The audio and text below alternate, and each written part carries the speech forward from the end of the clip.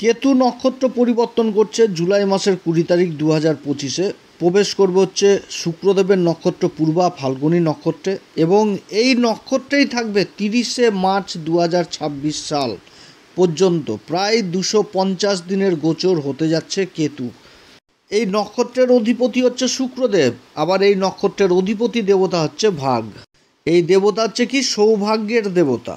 তো যাই হোক, এই নক্ষত্রে অবস্থান করে কেতু কী রকম প্রভাব দিবে মকর রাশিকে, এই বিষয়ে আজকে আপনাদের সামনে তুলে ধরব।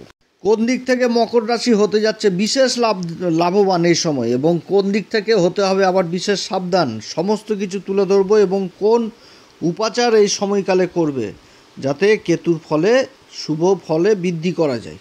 তো যাই হোক, অনুষ্ঠানটি শুরু করার আগে সমস্ত দর্শক বন্ধুদের নমস্কার জানাচ্ছি, এবং তার সাথে বলবো যারা বহুদিন ধরে আমাদের অনুষ্ঠান দেখছেন এখনও পর্যন্ত সাবস্ক্রাইব করেননি অবশ্যই করবেন। এই চ্যানেলের সঙ্গে থাকুন, জ্যোতিষীয় সম্পর্কিত অনেক তথ্য জানতে পারবেন। তবে আমি কোনো রকমভাবে কোনো দর্শক বন্ধুকে বিভ্রান্ত করার চেষ্টা করছি না। এটা গ্রহদের গোচরের উপরই আলোচনা করা হচ্ছে, কারো কোনো রকম ব্যক্তিগত কুষ্টি ধরে আলোচনা নয়। আর এটা চন্দ্র রাশির উপরেই বলা হচ্ছে। মকর রাশিতে কেতুদেব অবস্থান করছে অষ্টম ঘর, যেটা হচ্ছে সিংহ রাশি। এতদিন অবস্থান করছিল এই সিংহ রাশির অধিপতি সূর্যের নক্ষত্র উত্তরা ফাল্গুনিতে, এবার প্রবেশ করছে পূর্বা ফাল্গুনিতে। এবার পূর্বা ফাল্গুনী নক্ষত্রে 4টি চরণই পড়ছে এই সিংহ রাশিতে। অধিপতি হচ্ছে শুক্রদেব, আর অধিপতি দেবতা হচ্ছে ভাগ, সৌভাগ্যের দেবতা হিসাবে মানা হয় এই দেবতাকে। এবার শুক্রদেব এই নক্ষত্রের অধিপতি। শুক্র হচ্ছে কি ধন, ঐশ্বর্য, গ্ল্যামার, আকর্ষণের কেন্দ্রবিন্দু, যে কোনো প্রতিভা, সমস্ত কিছু শুক্র থেকে দেখা হয়। প্রেম ভালোবাসার কারক শুক্রদেব। এই মকর রাশির ক্ষেত্রে তো কারক গ্রহ, পঞ্চমপতি এবং কর্মের ঘরের অধিপতি, এই দুটি ঘরের অধিপতি। কেতু হচ্ছে কি ছায়া গ্রহ। এতদিন উত্তরা ফাল্গুনী নক্ষত্রে ছিল, এবার চলে আসছে হচ্ছে পূর্বা ফাল্গুনী নক্ষত্রে। এবার শুক্রদেবকে বিশেষভাবে প্রভাবিত করবে এবং এই নক্ষত্রের ফল দিতে বাধ্য থাকবে, যেহেতু ছায়া গ্রহ। কেতু আবার অষ্টম ঘরে অবস্থান করছে, তাহলে অষ্টম ঘরেরও ফল দিবে। অষ্টম ঘরটা হচ্ছে কি গভীর বিদ্যা, রিসার্চ জাতীয় বিদ্যা, যে কোনো ডিপ নলেজ, যে কোনো রিসার্চ, যে কোনো গবেষণা। আবার অষ্টম ঘর থেকে বৈরাগ্য জীবনটাকেও বুঝায়। বলতে গেলে এটাকে মৃত্যুর দুয়ার হিসাবে জানা হয়, যে মৃত্যুর পরবর্তী স্টেজ কি রয়েছে, অর্থাৎ নিজেকে গভীরভাবে বিশ্লেষণ করা, নিজের আত্মকে বিশ্লেষণ করা। এটা আবার মোক্ষ ত্রিকোণের ঘর পড়ছে, অর্থাৎ কেতু কিন্তু মকর রাশিতে মোক্ষ ত্রিকোণে অবস্থান করছে। মোক্ষ ত্রিকোণটা কি চতুর্থ, অষ্টম এবং দ্বাদশ ঘর নিয়ে যে কোণটা তৈরি হচ্ছে ত্রিকোণটা, এটা হচ্ছে মোক্ষ ত্রিকোণ। তো কেতু অষ্টম ঘরে অবস্থান করছে, এটা তো মোক্ষ ত্রিকোণের মধ্যে পড়ছে। অষ্টম ঘরে কেতু আবার যথেষ্ট ভালো ফল দেয়, কিন্তু আবার অসুখ বিসুখের দিক থেকে একটু কিছুটা হলেও ডিস্টার্ব করে। অষ্টম ঘর হচ্ছে গুপ্ত জ্ঞান, গুপ্ত ধন, আবার তন্ত্রক্রিয়া, যত রকম মনোবিজ্ঞানী, এই সমস্ত কিছু অষ্টম ঘর থেকে বোঝায়। গুপ্ত সম্পর্কও আবার দেখা হয়, গুপ্ত কার্যকলাপও দেখা হয়। এবার অষ্টম ঘরেও তো শুক্র যথেষ্ট ভালো ফল দেয়। শুক্র যথেষ্ট ভালো ফল দেয় অষ্টম ঘরে। শুক্র যেরকম দেয়, দেবগুরু বৃহস্পতিও সেরকম দেয়। তো এবার কেতু তো শুক্রের নক্ষত্রে অবস্থান করছে, তাহলে কেতু এবার যথেষ্ট ভালো ফল দিবে এই মকর রাশিকে। কোন দিক থেকে কেতু সব থেকে ভালো ফল দিবে? ধন সম্পত্তির ব্যাপারে যথেষ্ট ভালো ফল দিবে। ধন সম্পত্তির দিক থেকে যথেষ্ট সাফল্য পাবে এই মকর রাশি। মকর রাশির সত্যি কথা বলতে পূর্বা ফাল্গুনী নক্ষত্রে কেতুর অবস্থান হয়ে যাওয়া মানে প্রায় 250 দিনের মতন মানে খুবই ধন সম্পত্তি ইনকামের একটা ভালো সুযোগ তৈরি হয়ে গেল। কেতু এই নক্ষত্রে অবস্থান করা মানে এই মকর রাশির জীবনে আকস্মিক ধন সম্পত্তি লাভ করাবে। পূর্বা ফাল্গুনী নক্ষত্র এটাই বুঝাচ্ছে। পূর্বা ফাল্গুনী নক্ষত্র আবার কিন্তু ভোগেরও নক্ষত্র, কামের নক্ষত্র। কাম মানেটা কি? মনের ইচ্ছা, বাসনা। অর্থাৎ এই নক্ষত্রে কেতুর অবস্থান মকর রাশির কিন্তু মনের ইচ্ছা বাসনা পূরণ করবে। পূর্বা ফাল্গুনী নক্ষত্র এই সিংহ রাশিতেই কিন্তু এর 4টি চরণ পড়ছে। এর বিস্তার হচ্ছে 13.20 ডিগ্রি থেকে 26.40 ডিগ্রি পর্যন্ত। পূর্বা ফাল্গুনী নক্ষত্র, যেটা আমাদের জ্যোতিষশাস্ত্র বলছে যে সূর্য উদয় যখন হয় তার আগে যে একটা লালিমা আকাশে দেখা যায়, সেটাই কিন্তু এই নক্ষত্র থেকে বোঝায়। এই নক্ষত্র হচ্ছে বিজয়ের প্রতীক এক কথায় বলতে গেলে, কারণ এই নক্ষত্র যেটা ফাল্গুন মাসে যে রং খেলা হয়, যে রংটা যে খেলা হয়, যে একটা চারিদিকে রং বেরং, যে একটা আনন্দ উল্লাস, তো এটা কিন্তু এই সিংহ রাশিতে পড়ছে বলে রাজার ঘরে পড়ছে। তো এখান থেকে একটা বিজয়ের পরবর্তী অবস্থান, যে বিজয় হয়েছে, কোনো কিছু একটা লক্ষ্যে পৌঁছাতে পেরেছে, তারপরের যে একটা আনন্দ উল্লাস, যেটা প্রকাশ করা হচ্ছে সেটা কিন্তু এই নক্ষত্রের মাধ্যমেই করা হচ্ছে, যে চারিদিকে রঙে রঙময় আনন্দ উল্লাস, অর্থাৎ জীবনে বড় সাফল্য পাওয়ার পর যে আনন্দ উল্লাস সেটা কিন্তু এই পূর্বা ফাল্গুনী নক্ষত্র বুঝাচ্ছে। খুবই পবিত্র নক্ষত্র, এই নক্ষত্র আকর্ষণের খুব একটা ভালো, মানে আকর্ষণের দিক থেকে নাম্বার 1 নক্ষত্র।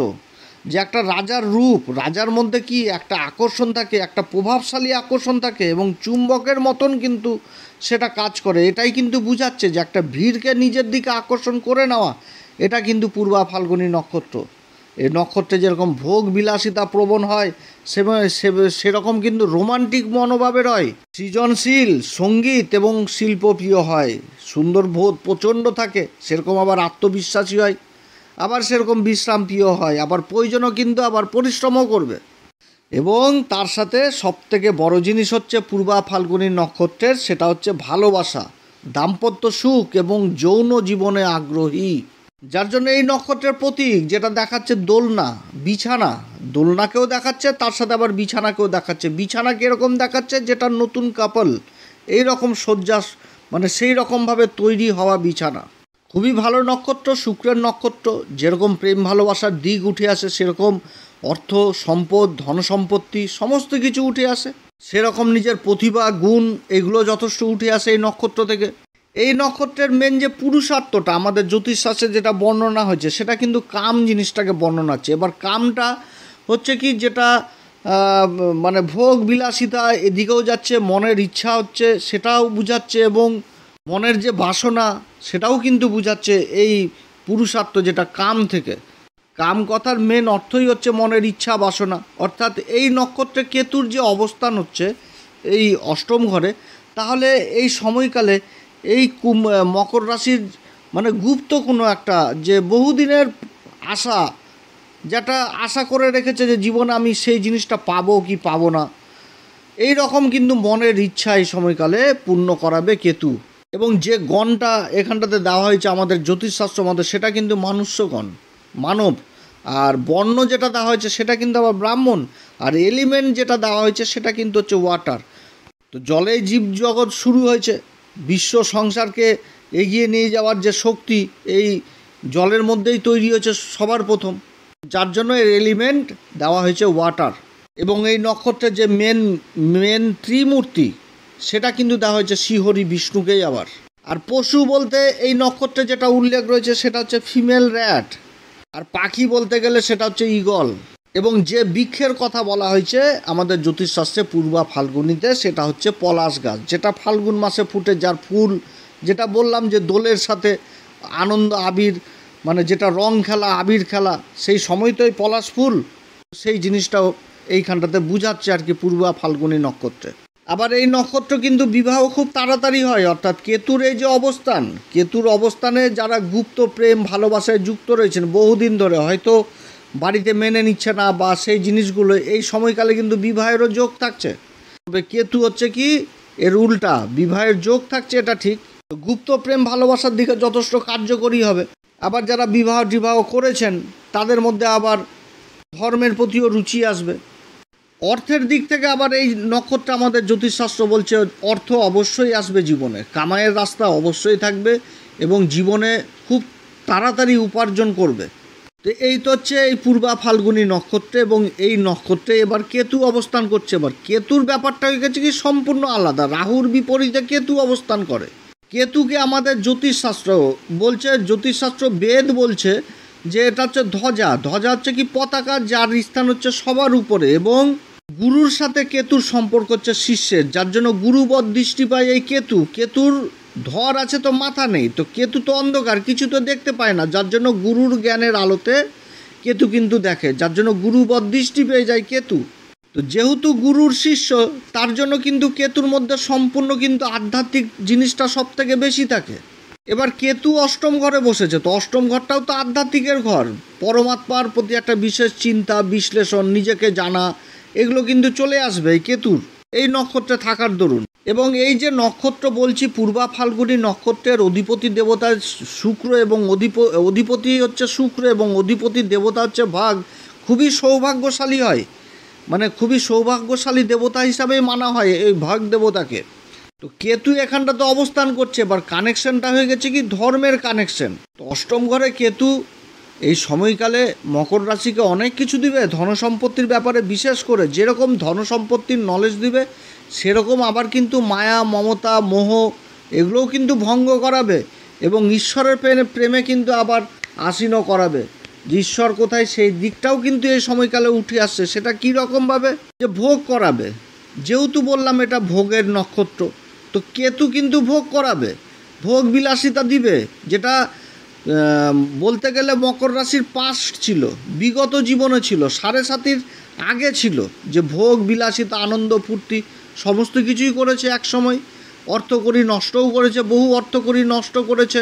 তো এই সময় কিন্তু মকর রাশির বহু জাতক জাতিকারা ভোগ করবে, আনন্দ ফুর্তি করবে। কেতু সেই অর্থও দিবে, আকস্মিকভাবে অর্থ লাভ করাবে জীবনে, এবং বহু গোপন কার্যও কিন্তু সম্ভব করাবে এই সময়কালে। যে বহু কাজ রয়েছে জীবনে, যে কাজগুলো গোপনে হয়, যেমন অনেক কাজ ধরাধরি করে হচ্ছে, খুব ধরাধরি করলাম তারপরে আমি আমার কাজটা পেলাম, বা খুব ধরাধরি করলাম কাজটা হচ্ছিল না, এত বড় টেন্ডার পেয়ে গেলাম, খুব ধরাধরি করে চেষ্টা করে পেলাম।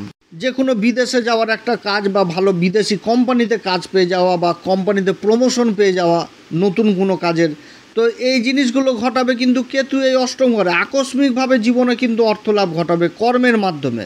আবার কোনো একটা বিমা সংক্রান্ত কাজ যেটা হচ্ছিল না হয়তো জীবনে, সেটা কেতুর মাধ্যমে হয়ে গেল। গোপন যোগাযোগগুলো যথেষ্ট ভালো হবে, কাগজপত্র হোক, ডকুমেন্টেন্সি হোক, এই সমস্ত কাজ হবে। বা পৈতৃক সম্পত্তিও এই সময়কালে লাভ করাবে। চারিদিক থেকে কিন্তু এই পূর্বা ফাল্গুনী নক্ষত্রের উন্নতির যোগ রয়েছে এই মকর রাশির। এই সময়কালে কি ভোগ জিনিসটা বেড়ে যাবে, সেটা নিজের সুখ স্বাচ্ছন্দ্যের উপর বেড়ে গেল। যে কোথাও ঘুরতে যাওয়া, কোথায় থাকা, খাওয়া দাওয়া, এবং নিজের আর্থিক দিক যথেষ্ট সবল হয়ে যাওয়ার জন্য কিছু হয়তো কিনে ফেললাম জীবনে, কিছু একটা পরিবর্তন করলাম, বা যে কোনো একটা নতুন সাইট বা কিছু একটা জিনিস টার্গেট করলাম, যেটা আর কি হয় আর কি। তো এই ভোগ বিলাসিতা যেরকম বেড়ে গেল, আলটিমেটলি তারপর কি মনে হবে যে হ্যাঁ এগুলোর মধ্যে তো কিচ্ছু নাই, আসল দিক তো হচ্ছে ভগবানের দুয়ার, যে ওইখানটাতে যাব কিভাবে, যে নিজেকে জানবো কিভাবে, ঈশ্বরের প্রতি ধ্যান ধারণা নিয়ে আসবো কীভাবে। এই ভৌতিক সুখ আসল সুখ না, এর থেকে বড় সুখ হচ্ছে সেই চরণ, যে চরণটা পাওয়ার জন্য আমি জন্মেছি। অর্থাৎ নিজেকে বিশ্লেষণ, ঈশ্বরের প্রতি নিজেকে সঁপে দেওয়া, এই জিনিসটাও কিন্তু কেতু এই সময় করাবে এই মকর রাশির বহু জাতক জাতিকার জীবনে।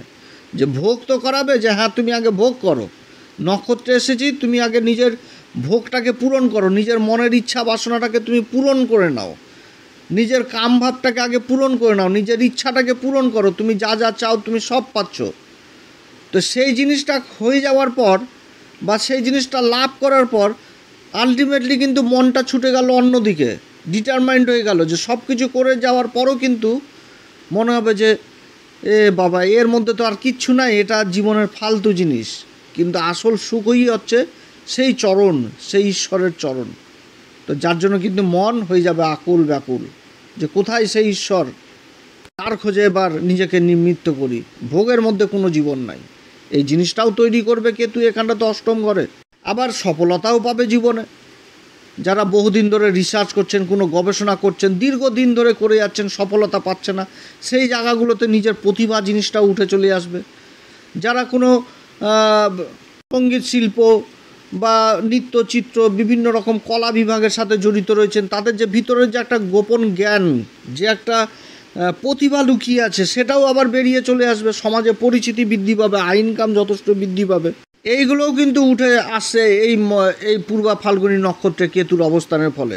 আবার তার সাথে কিন্তু এটাও উঠে আসছে কেতু, যেখানটাতে কেতু যে শুধু ভালোই করবে সেটাও না, যারা গুপ্ত প্রেম ভালোবাসা বা ইন্টারনাল অ্যাফেয়ারের সাথে যুক্ত রয়েছেন, অবৈধ কোনো সম্পর্কের সাথে যুক্ত রয়েছেন, সেই জিনিসগুলো এবার প্রকাশে চলে আসবে। যে কোনো কোথাও একটা অবৈধ প্রেম ভালোবাসা, এই সমস্ত কাজের সাথে যারা ব্যভিচারে লিপ্ত রয়েছেন, সেই জিনিসগুলোও কিন্তু উঠে চলে আসবে। অতএব এদিক থেকে যথেষ্ট সাবধান। পূর্বা ফাল্গুনী নক্ষত্রে কেতুর অবস্থান জীবনে বহু কাজ, যেটা বহু তৃপ্ত বাসনা ছিল, হয়তো গোপন কোনো মনের ইচ্ছা ছিল যে আমি এই জায়গাটাতে পারলাম না, আমার সাকসেসটা থেকে আমি দূরে সরে গেলাম, সেই সাকসেস নিয়ে এসে দিবে এই কেতু। তবে আবার এই সময়কালে নিজের শরীর স্বাস্থ্যের দিকেও যথেষ্ট খেয়াল রাখতে হবে। যখনই মানুষের ভোগ বিলাসিতা বাড়ে, তখনই তো অসুখ বিসুখ তৈরি হয়ে যায়, খাওয়া দাওয়া ঘোরাঘুরি আরাম বিশ্রাম, তখনই তো দেহে অসুখ তৈরি হয়।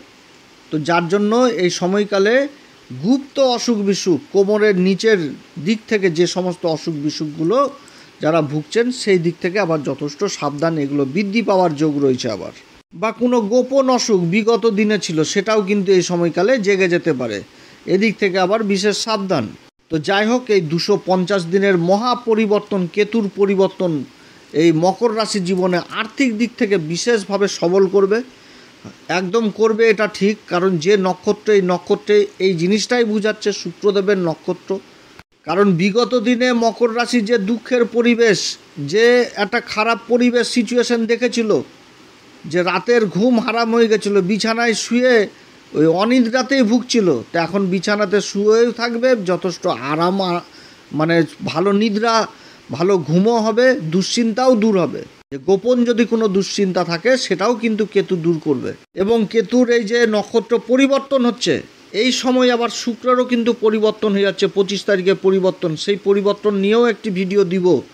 এই দুই গুরুর অবস্থানে আরও একটি কেতু তৈরি হচ্ছে।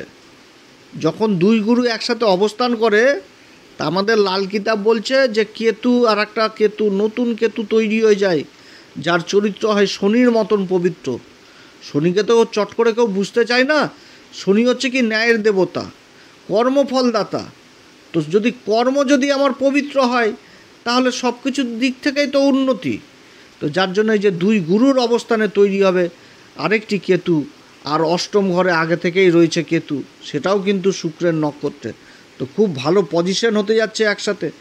বিদেশি জিনিসগুলো, বিদেশি কাজের সাথে যারা যুক্ত রয়েছেন তাদের জন্য যথেষ্ট ভালো সময়। এই সময়কালে দেবগুরু বৃহস্পতি ষষ্ঠ ঘরে অবস্থান করছে এবং দুই গুরুর মিলিত দৃষ্টিই পড়ছে কিন্তু ওই মূল ত্রিকোণ রাশি দেবগুরু বৃহস্পতির রাশি ধনু রাশিতে। সেরকম কিন্তু কেতুরও কিন্তু প্রভাব থাকছে ওই ধনু রাশির উপর। খুবই ভালো সংযোগ আগামী দিনে। আশা করছি 250 দিন সম্পূর্ণভাবে এই মকর রাশির ভাগ্যকে বদলে রেখে দিবে। তো যাই হোক, কেতুর এই অবস্থানে প্রত্যেক দিন হনুমান চল্লিশা, বজ্রংবাণ, শ্রীরাম সীতার প্রণাম মন্ত্র সহকারে পাঠ করবেন। যারা জীবনে গুরুর দীক্ষা নেননি অবশ্যই গুরুর দীক্ষা নেবেন। গুরুর দীক্ষার বিশেষ প্রয়োজন রয়েছে। মন্দিরে পাকা কলা দান করবেন, মন্দিরে পাকা কলা দান করবেন যাদের কেতু খারাপ রয়েছে। এছাড়া প্রবাহমান জলে কাগদি লেবু, যেটা পেকে গেছে হলুদ রঙের যে লেবুগুলো হয়, সেই লেবুগুলো জলপ্রবাহ করবেন, তাহলে যথেষ্ট ভালো কেতু ভালো ফল দিবে। এছাড়া বন্ধু বান্ধব বা আত্মীয় স্বজন হোক বা যারা ফুচকা খেতে খুব ভালোবাসে তাদেরকে কিন্তু ফুচকা খাওয়াবেন। ফুচকা খাওয়ালে যথেষ্ট কেতু আবার খুব ভালো প্রভাব দেয়। এছাড়া যদি সম্ভব হয় মন্দিরে পূজারীদের অবশ্যই এই সময়কালে মকর রাশির আসন দান করা উচিত পূজারীকে। যে আসনটা হবে 2 রঙা, যেটা কথায় বলতে গেলে পশমের আসন। এই সমস্ত জিনিস করলেও কেতু যথেষ্ট ভালো ফল দিবে। এবং অষ্টমপতি সূর্যকে প্রত্যেক দিন অর্ঘ্য দিবেন। যে কোনো কাজ করতে গেলে পিতা মাতা উভয়ের আশীর্বাদ নিয়ে বেরোবেন, তাহলে খুবই ভালো ফল দিবে। আপনারা সবাই ভালো থাকেন। অনেক কথা আলোচনা করলাম মকর রাশিকে নিয়ে। এই কেতুর গোচর খুবই ভালো, 250 দিন। সত্যি কথা বলতে গেলে কেতু সম্পূর্ণভাবে ভাগ্যকে পরিবর্তন করাবে এই মকর রাশির। এরপরে আবার আসবে একটি নতুন পর্ব নিয়ে। যদি এই পরামর্শ সত্যিই ভালো লাগে তাহলে অবশ্যই এই অ্যাস্ট্রো এস এম বাংলা চ্যানেলকে সাবস্ক্রাইব করবেন, শেয়ার করবেন, কমেন্ট করবেন, পাশে থাকবেন। নমস্কার, ধন্যবাদ।